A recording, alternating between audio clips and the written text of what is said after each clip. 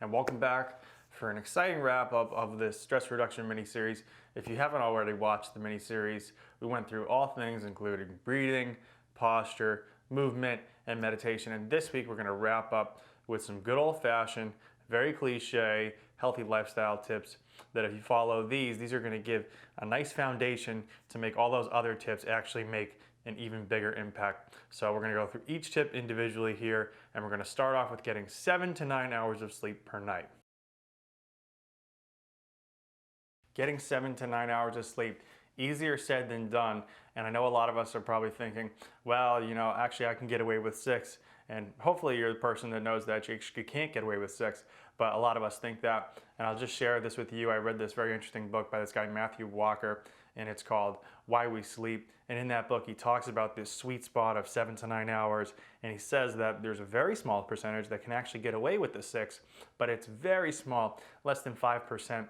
And so we all think that's us, but the other thing that he shared was that people that are sleep deprived have a very poor awareness of actually how deprived of sleep they are. So go ahead and get that 7 to 9 hours and then see how you feel with that, and then get back to me on if you're part of that 6. So 7 to 9 hours is that sweet spot, going to help us rest and restore in a way that's necessary to keep the stress low. Number 2 is to limit screen time. And so this might sound obvious, but there's actually a little bit of science behind this. So when we look at the screen, obviously it's stimulating us, but in addition to that, different parts of that light spectrum are going to alert our brain to it actually being a different time of the day.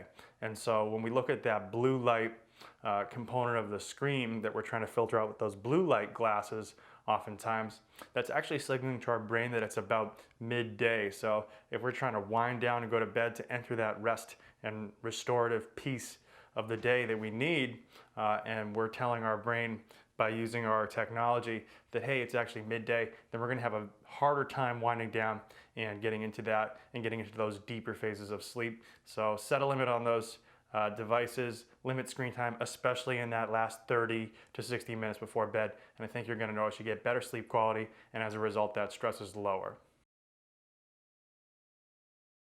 Number 3 is to eat whole foods and drink plenty of water.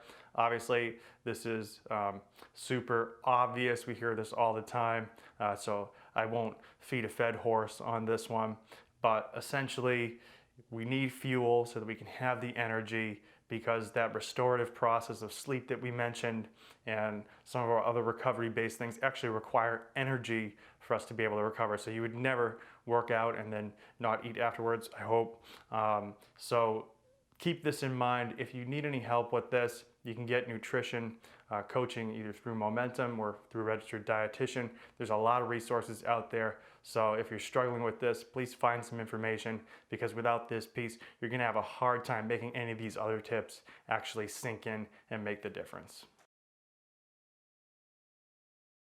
Number 4, again, seeming super obvious, but spending time with friends and family is actually extremely important on a neurophysiological level. So when we're around people that we feel safe with and that we like to hang out with and we can enjoy and we can engage with on a social level, it actually stimulates part of our nervous system that's associated with our vagus nerve, which is the part of our nervous system that kind of helps us rest, digest, and restore. And so that's going to help keep that stress down as well. So it's not just to have fun necessarily, but there's actually a health benefit associated with that as well. So go ahead and see your friends and family. And our last tip here is to set clear boundaries between work and play.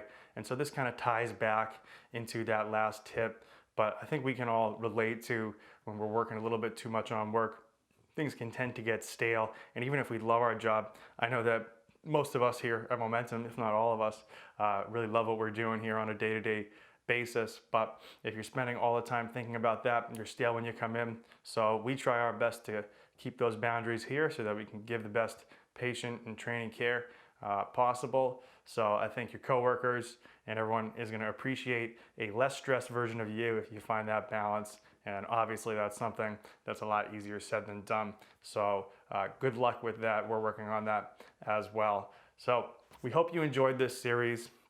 If you found this useful, go ahead and share it with someone that you think could benefit from it. If you haven't seen all the segments, go ahead and watch them. They'll be up here on the Facebook and the YouTube as well. So go ahead, give those a view. If you like them, hit that like button, share them, and stay tuned for our upcoming video series that are on nutrition and also movement. And hopefully we'll see you here in the future. I've really enjoyed presenting this series to you, so thanks a lot, and we'll see you around.